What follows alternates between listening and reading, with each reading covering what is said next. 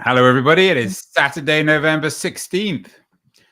Almost 2 weeks after the election, but lots of ramifications. I was just in Northern Virginia this week. I saw a sign, Trump Vance 2024. Actually, there are many, many Trump signs, no Harris signs. And someone had stuck up another sign saying winner.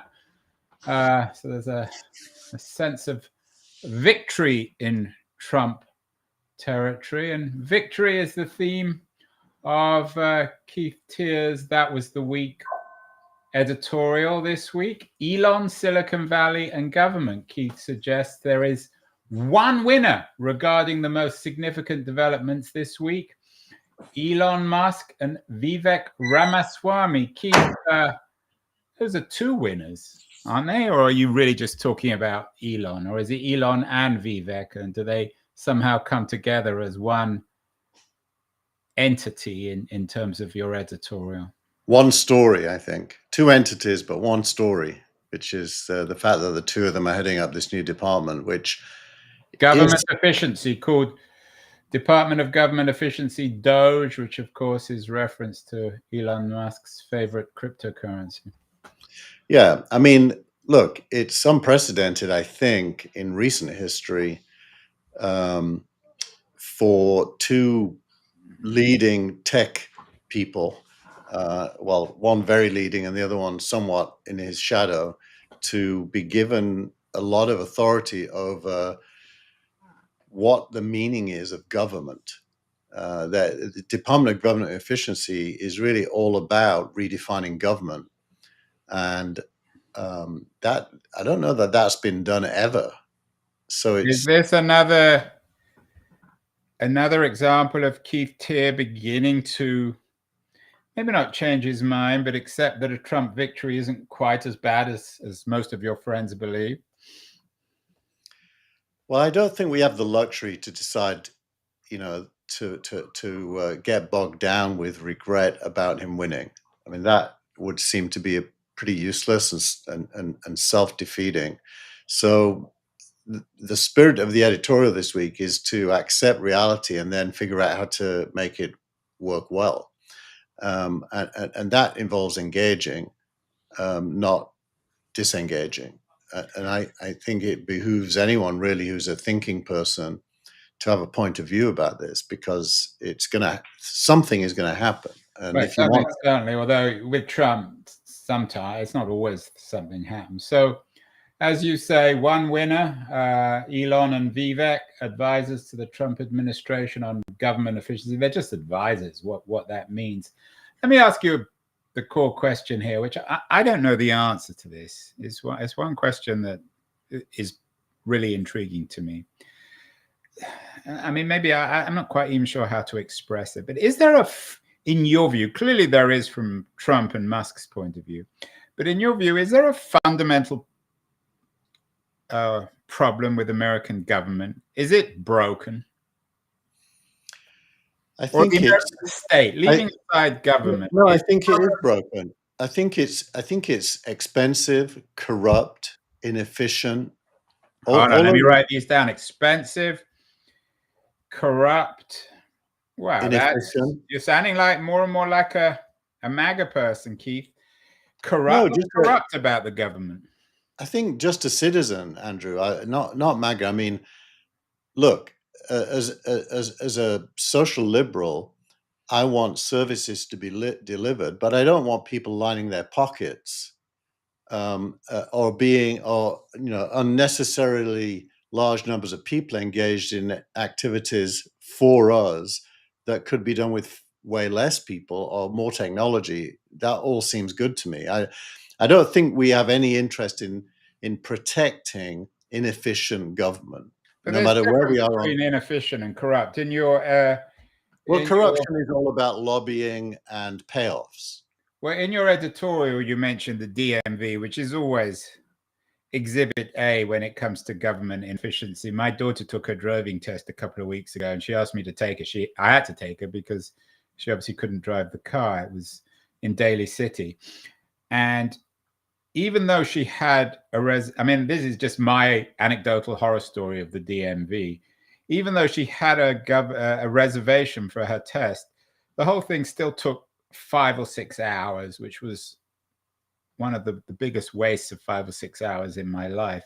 But is the DMV just an absurd extreme? I mean, it's not corrupt, it's just inefficient. No one's benefiting from those 5 or 6 hours that are wasted at the DMV.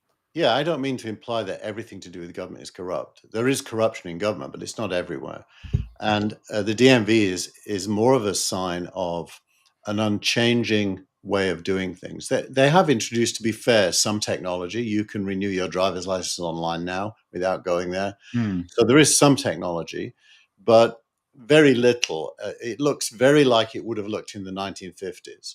Same with passport issuance. I mean, you've got to go to a little office and fill in paper forms, which is ridiculous.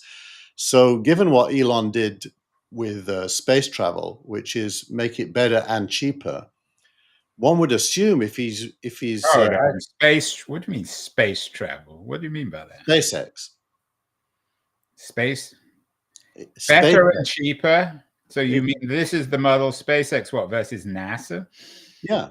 He's achieved way more than NASA at way smaller cost, but basically by reinventing all the processes.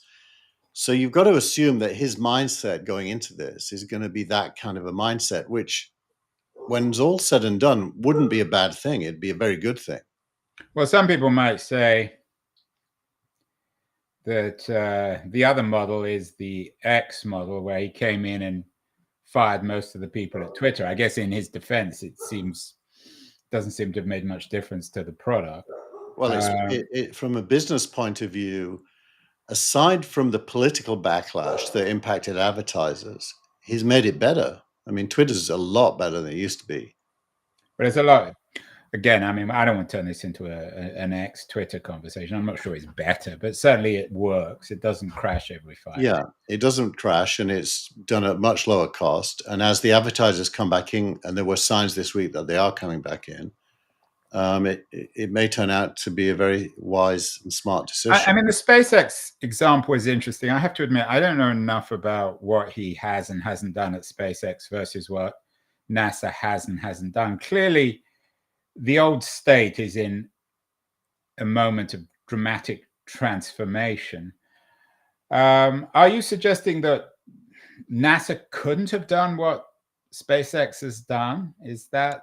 Well, they wouldn't have had the mindset to even try, because they're basically on an unlimited government stipend, which really doesn't promote efficiency. It is the case that the need to compete with NASA led Musk to do things. They're now his biggest customer, and he's got that mindset of just doing things better, cheaper. He's a startup guy, so when he thinks of a problem, he starts with the latest techniques.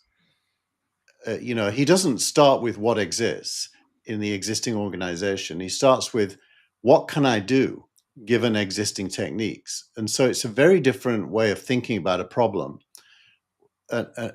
So you've got to believe if he looks at the post office, if he looks at the health service, if he looks at state level things like the DMV, he's not going to come up with old-fashioned ideas that are just incrementally changing from what exists. He's going to come up with a whole, hopefully, better way of doing things. And there's a number of fears. You don't need me to tell you this. The first is that he's just going to strip the state and essentially do away with it, which would undermine many essential services. The second, and maybe this is more relevant, is you mentioned that currently the American state is expensive, inefficient, and corrupt. But isn't, as a lot of people are arguing, isn't Musk's involvement in this by definition corrupt? I think that SpaceX, he has about $100 billion worth of contracts with the state. So how can you allow him to re-architect the state? I mean, isn't it letting the poacher run? Yeah, well, that what's the term? The poacher, turning the poacher into the gamekeeper. The gamekeeper. I mean, isn't it slightly absurd? I think you could look at it that way, and many people do. A lot of my friends do. I don't think it would be easy for him to avoid that accusation, given that he has his finger in so many pies and that government is a customer of some of his businesses. But I actually don't believe for a second that that's in his head going into this. I think his purpose genuinely will be to make government more efficient. And that could involve firing a lot of people, which isn't really the same as destroying. It's what you replace it with. And with AI, with technology, the cloud, with smartphones, reimagining almost any government service is certainly possible. Just think of voting. I mean, it's a controversial one, voting, but why do people have to walk to a polling booth and fill in a piece of paper? With proper security and identity, it should be completely possible to run an election that takes 5 minutes and have the results immediately. I wonder, though, when you look at, say, the healthcare service, which is an odd sort of dysfunctional mix of state and private enterprise, health insurance doesn't work any more efficiently. Whenever I go to my doctor, it's the only time I ever use the telephone. They're just as archaic as the DMV. Yeah. So is it something? I use the fax with mine. Right. So is there something about the state as a kind of monopoly and Medicare or the medical system as a monopoly, and by definition, whether or not it's the state, they're inefficient? Look, I think without any intent, the state, in the best case, the state becomes a bureaucracy. And the bureaucracy is lethargic and self-serving. There's no accountability to deliver services, really. Thatcher made this point in the UK a long time ago when she privatized stuff. And you're no great fan of Mrs. Thatcher either. But are you, as you get older, Keith, are you becoming a little bit more sympathetic to the Elons of the world who are unleashed on inefficiency? I'm not just a little bit sympathetic. I'm very sympathetic. I mean, I think why would we want to tolerate inefficiency? Any of us? It doesn't make sense, and it isn't political, by the way. I mean, I'm definitely political. I mean, I'm not trying to. What I mean by it isn't left and right. I consider myself very, very left, but you always say that, but I've never heard you actually ever express anything very, very left. I don't even know what that would mean. Well, what about the end of the working week? That's not right wing. Well, it's not left wing either. It completely is. Freeing human beings from drudgery. Yeah, but you're not going to pay them to do nothing. Yeah, I would through a universal income. I definitely would. Yeah, but then how does that? Well, that's another subject. Maybe we'll come to another time. But how does that fit with? But efficiency is not a right wing cause. Efficiency is a human cause. Why then, and again, it's not necessarily a critical question, why is it only the right that takes up efficiency and not the left? Well, because the right is super individualistic and anti-state for ideological reasons, which is a completely different mindset. I'm not against the state. I believe the state should be the deliverer of human services required by people, like dealing with homelessness, health. It's fine that the state also is focused on defending the country, the military, and so on. So you believe in the Pentagon? You believe in what, Medicare? I mean, what parts of the American state would you get nervous if Elon started chopping it up? I don't think he's going to chop up entitlements. He's going to chop up the cost of delivering them. It's a very different thing. I earned my pension. I'm old enough to draw a pension, and I earned it. And if anyone takes it away, I'll fight to keep it. Medicare is great as far as it works, but it doesn't go far enough. I'm a strong believer in universal healthcare, free at the point of consumption, and I think that should be delivered and could be delivered efficiently. By getting rid of all the insurance industry that rakes money in from us. Yeah, but that would require an American NHS style bureaucracy to administer that, wouldn't it? Well, you could deliver healthcare way cheaper than is currently delivered and maintain its quality if you wanted to. And I don't know why anyone going in wouldn't start with that idea.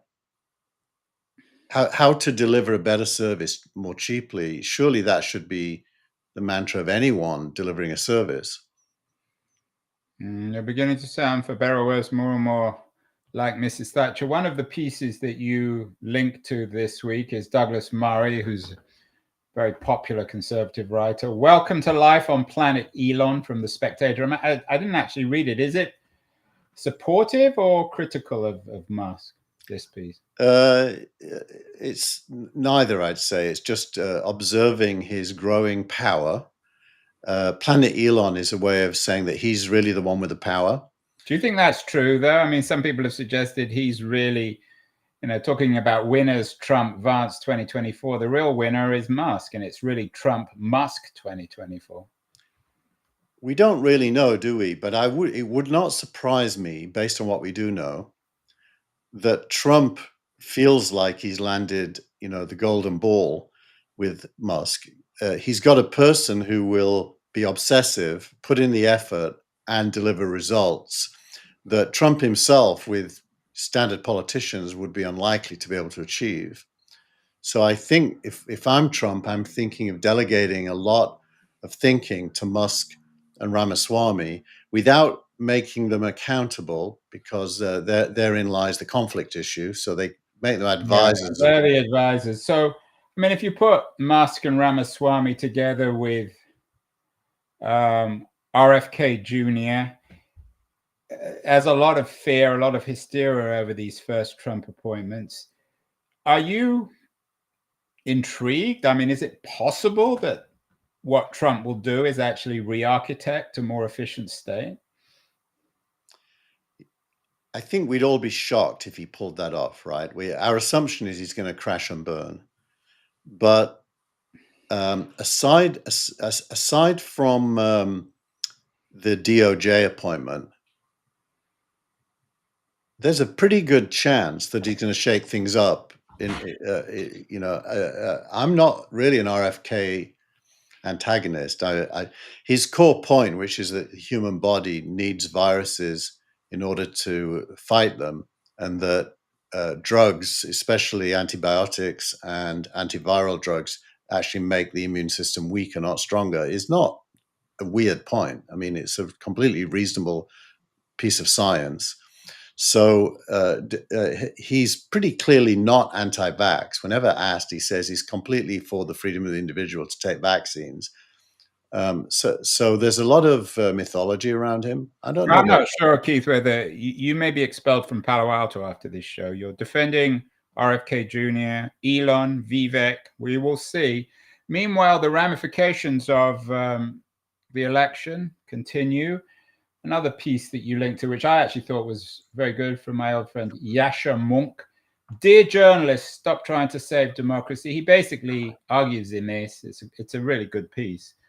The mistake journalists made was taking an anti-Trump position, which has actually undermined even more trust most people have in journalism. Did you like his argument? I've believed that for a long time. I could barely watch. My favorite morning news show is Morning Joe on MSNBC. And for the last 2 or 3 years, I could barely watch it because they just kept repeating the same anti-Trump stuff over and over, which even if I agreed with it, which I mostly did, it was completely boring. And it turns journalism into, they're joining the army on one side and become combatants. And you really don't want journalists to do that. It's fine if there's opinion pieces that do that as an adjunct, but for the most part, you want journalists to be journalists, and they do undermine themselves if they start to be arguers for opinion, which I think they are on both left and right. That has happened. So yeah, I think it's a great piece, and it's a reminder of what a free press is meant to do. It's meant to hold people accountable. It's meant to ask questions, but it's not meant to form political movements, on one side or the other. Yeah, I thought it was a good piece too. I mean, one of my concerns is that in the run-up to the election, on these CBS and ABC and NBC and CNN shows, the podcast shows, when they had panels, they never even invited Trump people on. The only people they had, or mostly, were Republicans who were anti-Trump. So it was actually rather hard to hear a pro-Trump person on mainstream media. It's no wonder that they seem so out of touch. I mean, ever since I've lived in America, and particularly since the creation of the internet, there's been this obsession with the crisis of mainstream media.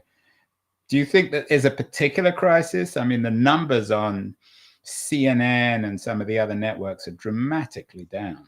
Yeah, I think it's a massive crisis. There's another article which will be in next week's newsletter called about the decentralization of media, talking about podcasts, Substack, and lots of other forums. Like ours, Keith. Like ours. The future, not the past.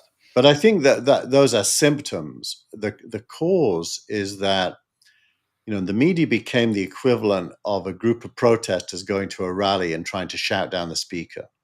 There was no ability for anyone to articulate a coherent point of view without being labeled, screamed at, demonized. And by the way, that's on both sides. So that is it's kind of kindergarten politics, the screaming match politics, with journalists, joining sides on one screaming group or the other. Yeah, and I didn't watch much of the election night because it was so repetitive and boring, and it was obvious who was going to win after about 10 minutes of returns.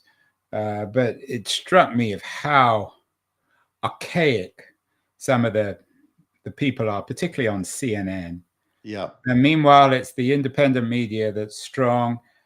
And Harris's failure to even appear on the Rogan show is astonishing. It's breathtaking in its stupidity.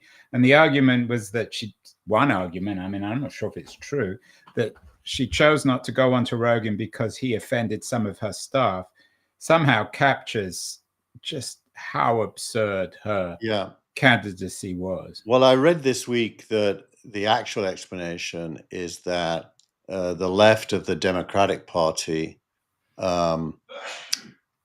basically would have objected to her going on, and that she didn't want to open up a fight within the Democratic Party. And thank you, Jeff Robinson, for saying we sound like Republicans with a small r. I don't think I am a Republican with a small r. I think I'm basically a You're Marxist. on the extreme left, Keith. You're on your own. I don't buy that. But I think you are, for better or worse, a Republican, it just means you're going to get expelled from Palo Alto. You'll have to come and where in San Francisco. You could probably go and live in Sacramento or the Valley. They'll have you. So enough politics. I'm sure people are already bored with it. Interesting other essays. One piece in particular is AI progress hitting a wall. Lots of reports this week that the AI technological revolution is beginning to splutter. Is there any truth to this, do you think? It's hard to tell as an outsider, although I will say that Sam Altman tweeted, "There is no wall."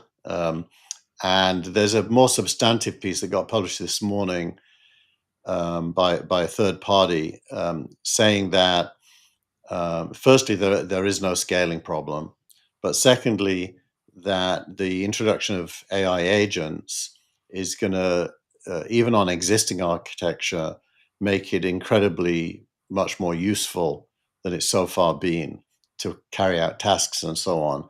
And that the end of that game is very far in the future, even if there was a scaling problem. But I think I'm beginning to think there is no scaling problem. It's just another one of those scare stories. Another one. All the stories seem to be scare stories. To toot the keen on horn for a minute, the interview of the week, or my interview of the week, is with Palmy Olson. She's a Bloomberg writer in London. She has a new book out, Supremacy, AI, ChatGPT, and the Race That Will Change the World. It's an interesting book in the sense that, Keith, you've always been incredibly bullish on OpenAI and you're slightly dismissive of Google.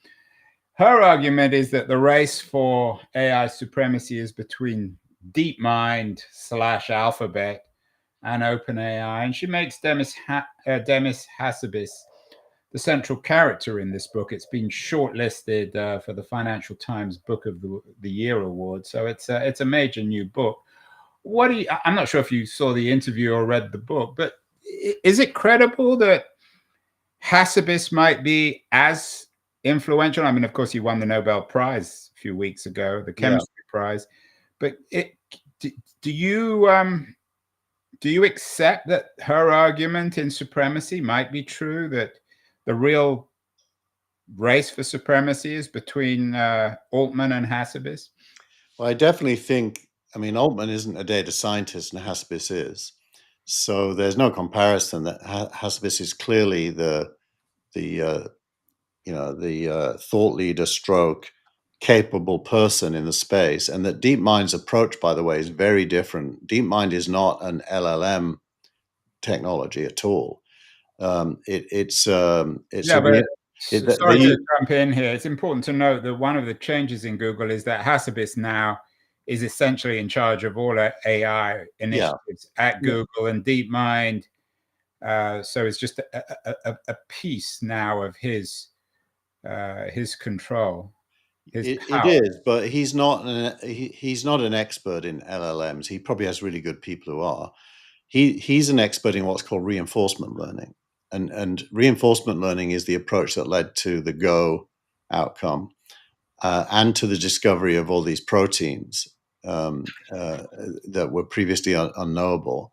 And he's a super clever guy. And what it really points to is that the reduction of AI down to LLMs is a mistake. AI is not reducible down to LLMs. LLMs is just a branch of AI, as Gary Marcus keeps pointing out. There's lots of others, and there are super good results from other approaches. Neural networks and reinforcement learning being one of them. So I think we're at a moment when there's going to be a flowering of capability across lots of domains using lots of different techniques. But I think that actually might make, in a sense, Olson's point, in the sense that, firstly, Altman isn't a technologist, really. And secondly, that he's put all his eggs in one basket with LLMs at OpenAI. She reminded me, it's a really interesting narrative. I'm sure some point someone's going to make it into a movie. It was researchers at Google who authored the transformer piece or technology which underlies the LLMs. So Google's been involved in this narrative right from the beginning. And of course, the godfather of AI, who won the Nobel Prize also in physics, Geoffrey Hinton, was with Google. I think her argument, though, is interesting in that she predicted, and she did this publicly in terms of our conversation, that she thinks Hassabis might eventually take over at Google, which would make Google incredibly formidable if he controls the entire company as it transforms itself from a search company to an AI company. She may be getting ahead of herself there, because the leader of Google needs to be a business thinker, not a technologist. Well, the current leader is a technologist. Therein lies part of the problem. Google has to have business strategy supported by technology, not technical strategy that figures out slowly how to make a business out of it. And that's its weakness. It's also its strength. So both things are true. I think Altman leading OpenAI is testament to that. I mean, if Altman was a technologist, he probably would be nowhere near as effective as he is, because he's a business thinker. So you remain as bullish on OpenAI. I mean, you don't have any links in this week's newsletter. It was late breaking news, but Musk is openly suing OpenAI and Reid Hoffman, and it's becoming, in some ways, almost a Silicon Valley civil war, and especially given Elon's political strength, it must concern some of the OpenAI people, doesn't it? Well, at the root of that, and it's really hard to disentangle. I don't know if you have succeeded in your head to disentangle. Well, I've read some of the pieces. I mean, well, so the question really is, OpenAI as an open source not for profit, which then pivoted to being for profit, that's at the core of Musk's criticism, because he was an investor of the not-for-profit OpenAI, and is looking like he's not going to make any money from his investment, because in the transition he had to put more money into to do that. So is Musk, angry that he's lost money, or is he a kind of an ethical zealot for not-for-profit OpenAI that supports humanity? I actually don't know the answer. I don't know what his motivation is. I don't object to OpenAI becoming a full profit myself, and any more than I object to Google being for profit. So I don't really know what I think. I just know it's a mess. I know what I think is that OpenAI, there are so many now potential political, legal problems the company has. There are so many questions about Sam Altman, and those come out this week, and particularly in his relations with most of the senior scientists, many of whom have left, that if I was to bet on a winner, it wouldn't be OpenAI. But you're still keeping your chips, Keith, on OpenAI? They're completely impossible to defeat. They've carved out a position. Completely I'm going to quote you about that. Completely impossible to defeat. You sound like... Well, that's a technical judgment and a business judgment. Their technology is well ahead, and their business positioning inside Microsoft and Apple is fantastic. So Google only has its self-contained AI. It's really not, and so does Facebook with its open source stuff, which is all great technology, by the way, just not as good as OpenAI's. So I at least would need a reason to believe they're going to fail, and I can't see one. Well, I just mentioned one: the political distractions, the disorganization, the lack of trust in Altman, the fact that Altman is himself. He's good, Andrew. Whatever you think about him, whatever. Good. I mean, he's obviously good. That goes without saying. But he's still unproven. He hasn't built a $1 trillion company. Yeah, look, he is what he is. There was rumors this week that he tried to, in the lawsuit actually, that he tried to get OpenAI to produce a cryptocurrency, which may be a misreading of the whole WorldCoin thing, by the way. So I think we shouldn't rush to judgment. I think, but that's different. But I'm quoting you here, and I'm going to quote this now every week. OpenAI, you said, is completely impossible to defeat. We will see. I mean, I'm always very wary when words like completely impossible defeat are used in any context. Well, like anything, the board game could change with a player coming to the table. Like Jeff Robinson in the chat just asked, what about Grok? And it's true that Grok is super good, especially at image generation, although it isn't its own technology. It's using a third-party technology for that from, I forget the name of the company, Third Labs or something. So Grok is good. It's just that OpenAI is literally like, it's like the floods in Valencia. It gets everywhere simply from the flow of developer adoption and things being built using it. It's getting everywhere, and it stays there because it's good enough to achieve the tasks. Well, I'm not sure if OpenAI would be thrilled, Keith, to be compared with the floods in Valencia, but we will see. We'll come back to that. It's worth noting the FT books of the year have been very good this year. In addition to the Palmy Olson book, Supremacy, another of the books is Unit X, a book about Pentagon and Silicon Valley planning together for war. And there's an interesting piece you linked to about how Silicon Valley is prepping for war. It seems to me to be an increasingly new Silicon Valley, maybe post-election Silicon Valley. The last few days, Palantir's stock market price has gone up about 25%. Is it increasingly, down in Palo Alto, Keith, are people still shy to talk about technology and war, or are they more comfortable now? Do you think it's increasingly clear that Silicon Valley and the Pentagon are working closely together? I wouldn't necessarily say Silicon Valley, but Palantir and then Palmer Luckey's Anduril, um, which is producing low-cost, high-explosive value drones, certainly are attracting a lot of capital, a lot of attention. I think you'll find Joe Lonsdale in that group.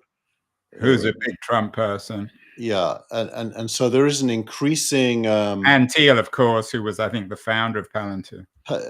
Thiel, Mark Andreessen, which is this American dynamism kind of overarching theme, is somewhat sympathetic to that. And I do think there is, you could think of it as realpolitik, accepting the reality that America is, at the end of the day, the state is an armed body of men, as a famous philosopher once said. Although Elon wants to do away with that state, but maybe they'll just be Silicon Valley companies like Palantir. My sense is also there's no love lost between Thiel and Musk, whether this will all break down into one kind of civil war or another. But I think it is a little concerning. I mean, in the old days, we used to go after Facebook and Google and Instagram. But now, I mean, companies like Palantir aren't they rather troubling, do you think, or not? You accept them? Are you in that, even though you're far on the left, Keith, are you far on the left as a realpolitik guy? I'm look, I'm a globalist at core, although by globalism I don't think it in terms of a top-down bureaucracy. I think more Bitcoin equates to globalism for me, or the internet technology equates to globalism for me. That is to say, I believe the world is shrinking through technology, and human beings are getting closer and closer together at the very moment that governments are getting further and further apart. So I fear that governments, which is another way of thinking about elites, will talk themselves into military conflicts, which are entirely opposite of the trajectory of normal But you can't have well-being. it both ways. You can't blame government for war when Silicon Valley is prepping for war and arming the government, whether it's the US or the Chinese government. I mean, you can't, when bad things happen, you can't just blame your bogeymen. Well, I think Silicon Valley, which is too broad a category for what's happening, but Anduril, Palantir, and the like are basically capitalist enterprises seeing an opportunity due to government decisions. And they're right to. There's a ready-made buyer, just as Musk sees NASA as a buyer. Right. So you're suggesting that really SpaceX and Anduril or Palantir, they're all part of the same world, and that's what the Unit X book talks about. I'm chilled by it. Let's talk about startup of the week, and it's a less controversial one. Writer, or is it Writerly? It's just Writer. They raised $200 million at a $2 billion valuation, which isn't that much these days. It's got nothing to do with writing, or at least traditional writing. What does Writer do? Well, Writer applies AI to writing. It actually does do that. Let's just get their webpage up and use their own self-description of what they do. It's basically an AI studio, the fastest way to build apps and workflows. But it's for corporate. It's not for individual writers. It's for corporates, yeah. But it's doing everything that if you look at their website, it says workflow based, financial services and insurance, healthcare and life sciences, retail and consumer goods, technology companies, empower. Do you think that companies like this? I mean, you just talked about OpenAI. I'm quoting you again. Completely impossible to defeat. Are these kind of relatively small companies? I mean, $2 billion companies now are relatively small. Are they going to be able to survive in this world where giants like OpenAI dominate? I mean, I know what was the last OpenAI valuation was about $150 billion. So do you think there is hope for companies like Writer? I think there is if you build a timeline. There's an article by Idan Beck in this week's newsletter called something like Software That Builds Itself. I can't remember the exact title of the Just-in-time software. Just-in-time software, and he's focused on the gaming industry. and is saying that you will be able to conjure up software for purpose instantly. And that's in a way what Writer is saying as well, that it can build apps. And so the just-in-time software. Thanks, Dan. Thank you for he's actually listening to us. No, he is. Yeah, and Dan's a super clever guy, by the way. He's done a lot of interesting things in the past, so he deserves being listened to. This idea of software becoming the output of AI, including how it's wrapped, apps, games, workflows, tasks linked together through agents, all kinds of different ways, clearly is going to happen. OpenAI and Anthropic and their models, and Llama, will probably be deep underneath all of that. They'll be used. And this is your stack, which you said was going to get controlled by one company. You've gone back to believing in a stack now? No, it isn't a stack. If you think about it, it's a UI and a foundation. There isn't much of a stack in the middle, actually. And so it's a slightly flatter architecture. But just like Instagram could become huge because of a feature, which was, in its case, filters on images, it didn't really add any tech to the world at all. Just a feature, but it was a just-in-time feature that captured the imagination and became big. I think there are definitely going to be consumer-facing and enterprise-facing AI companies that get ahead of that feature game and build things that are sticky and get big because of it. It's just that there isn't going to be the cloud SaaS stack in the middle. Yeah, you're not going to go as far as to say that Writer is completely impossible to defeat. You still think they can be defeated, then? Yes. I'm not going to let you get away with that one. They're not defeating. They're sitting on top of and leveraging. Sitting on top of ledgering. And we're going to have equivalents then, you think, for Writer in government services? Do you think that Elon and Vivek will develop products like Writer to make government more efficient? It's inevitable that they will. I mean, unless they're just not paying attention, what else would they do? Interesting. Well, at the beginning of all this, finally, your post of the week, and it's, oddly enough, an editorial from the august New York Times, from a particularly august New York Times columnist, Maureen Dowd, who talks about Democrats and the case for mistaken identity politics.